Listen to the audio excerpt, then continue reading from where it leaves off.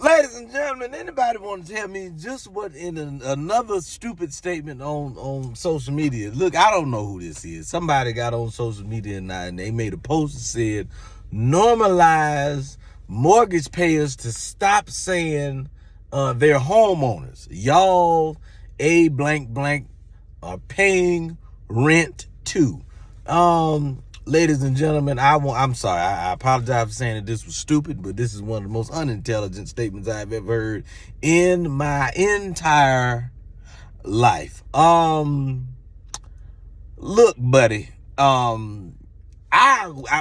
Let's see what the difference is. Obviously, you paying rent. Obviously, you got an apartment or some place that you paying rent at. Okay, and ain't nothing wrong with that if that's where you at in your life. All right, but don't be out here mad at everybody else who can get a home loan. Okay, you understand? Don't. You know, if your credit toe up, then just say that. If you can't get a house, then say that. Pumpkin pie. That's all you need to say. Don't be out here mad at everybody else. Cause you not in a house. Your old lady upset with you, looking at you sideways because your credit is 17. Your credit score is 17.5. Hey, that ain't our fault. That's not our fault. They won't nobody give you a loan and say, hey man, go on get yourself a house. You can't make a down payment. That's not our fault. And the show ain't our problem. All right. Now, let me tell you something. You can pay rent for 30 years. And what you gonna have? A box of receipts. You pay a mortgage for 30 years, you gonna end up with a house.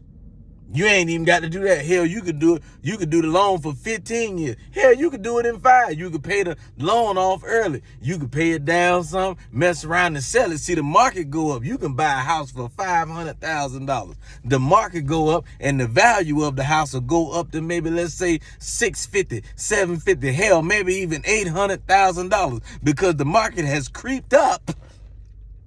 And now, see, you could take that loan for that mortgage that you got for $500,000, which you would have paid some down, you know what I mean, over time, depending on how long you've been there. So you take, let's just say you ain't paid nothing down. It's still $500,000. You bought it for $500,000.